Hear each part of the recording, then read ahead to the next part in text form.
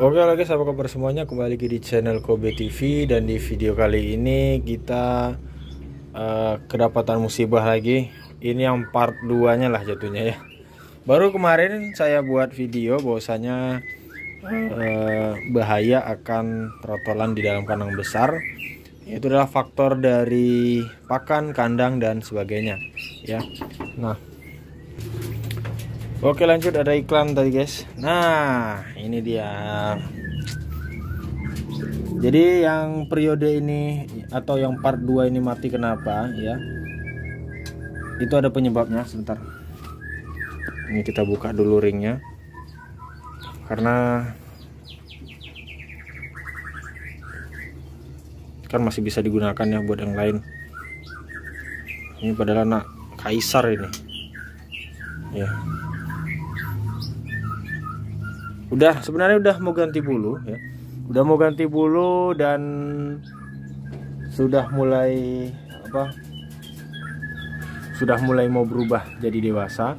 Tapi dikarenakan mungkin belum rezeki yang pertama, yang kedua juga karena faktor kondisi, dan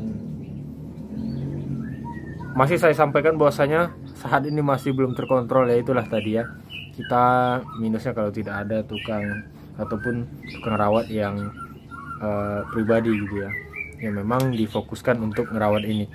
Nah sedangkan adik saya ini ngerawatnya ya hanya normal-normal aja gitu ya, tanpa melihat kondisi dan situasi murai batu. Nah jadi kenapa yang ini mati temannya enggak ya? Yang pertama, ini bulunya sudah patah-patah semua sehingga dia tidak bisa terbang. Dia tidak bisa pindah dari kandang sebelah sini ke kandang sebelah sini ya, karena ini lumayan tinggi. Kalau untuk murai batu yang tidak ada sayap ini lumayan sulit ya, tapi kalau untuk yang udah ada sayap ini masih mending lah gitu ya. Nah jadi dikarenakan saya lihat tadi itu makanannya di sini sudah habis ya, tapi di sini tadi masih ada ya. Nah cuma dia nggak bisa berpindah ke sana dikarenakan kondisi sayap tadi. Dan kebetulan kemarin full saya tidak ada memperhatikan murai batu dikarenakan memang tidak sempat untuk ngecek murai batu. Saya langsung mampir aja di sini, terus tukar kendaraan dan berangkat ya, tanpa melihat ke aviari dulu ataupun ke kandang dulu.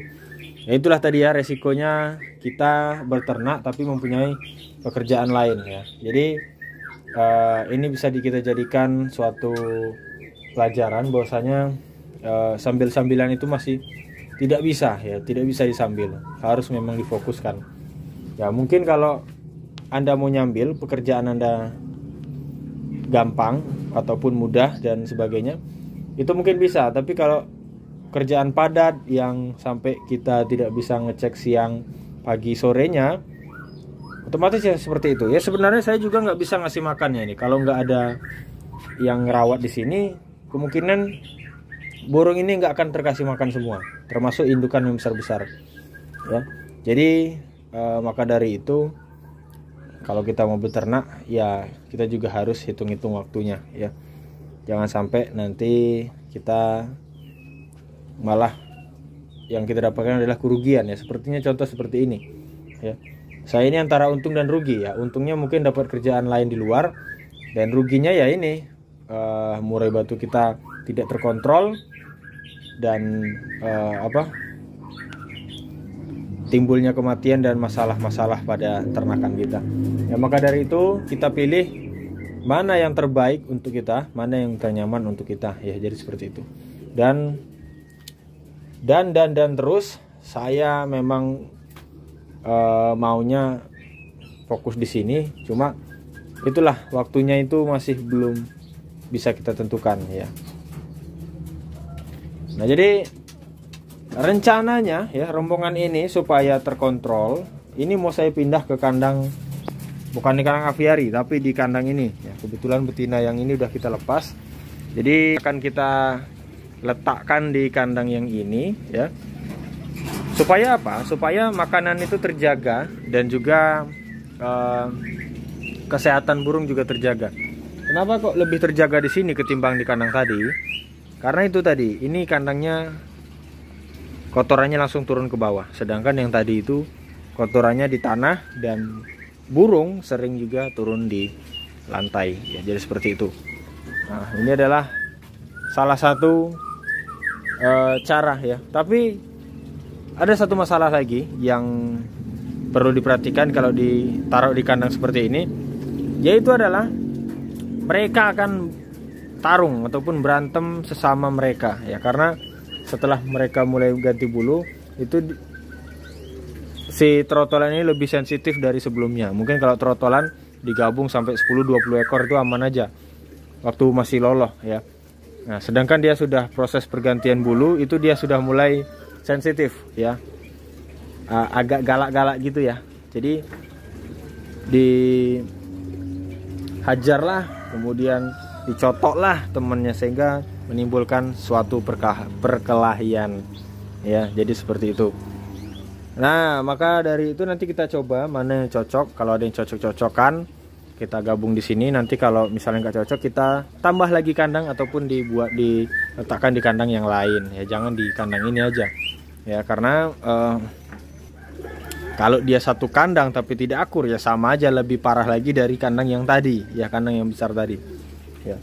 Jadi bukan berarti kandang besar tadi tidak bisa untuk dijadikan meletakkan trotol merebatu. Bisa, tapi kuncinya adalah harus telaten dan harus diperhatikan ya. Karena di dalam kandang sebesar itu kita kadang tidak bisa memperhatikan dengan jelas, dengan dekat bagaimana kondisi murai batu ataupun trotolan yang sebenarnya. Nah, oke, kalau begitu saya mau nangkap dulu sebagian. Oke, ini salah satu yang sudah kita tangkap.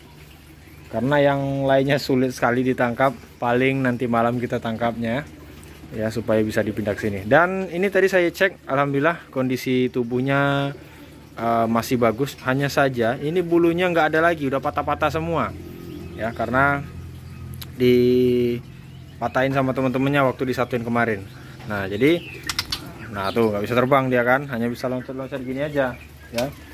Nah, maka dari itu kita akan terus pantau perkembangan dan kesehatan si trotolan ini supaya selalu terjaga kesehatannya, pakannya juga terjaga, terhindarlah dari lian.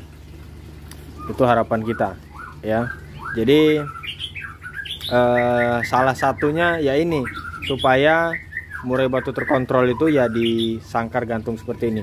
Dan lagi ini kandangnya saya letakkan di tempat pintu mau masuk, akses masuk, keluar masuk ke rumah maupun ke aviari, sehingga pada saat mau masuk atau mau keluar aviari itu kita langsung terlihat trotolan ini ya, kandang ini. Jadi kita langsung kelihatan airnya kotor atau bersih, kemudian pakannya masih ada atau enggak gitu ya. Itu yang paling penting dalam pengecekan burung ya. Sebenarnya hanya di pengecekan aja masalahnya tadi ya, masalah kematiannya tadi ya, bukan masalah yang lain-lain. Kalau misalkan makannya terjaga, kebersihan terjaga, air minum selalu diganti, insya Allah burung pun akan aman ya. Nah, jadi itulah tadi ya, karena faktor bulu juga tadi ya, maaf, maksud saya di situ bulunya itu dapat patah-patah sehingga dia tidak bisa berpindah ke kandang sebelahnya yang ada makanannya. Jadi seperti itu. Oke, mungkin cukup sekian. Mudah-mudahan video ini bermanfaat dan menginspirasi teman-teman semua. Terima kasih sudah menonton. Saya kira assalamualaikum warahmatullahi wabarakatuh.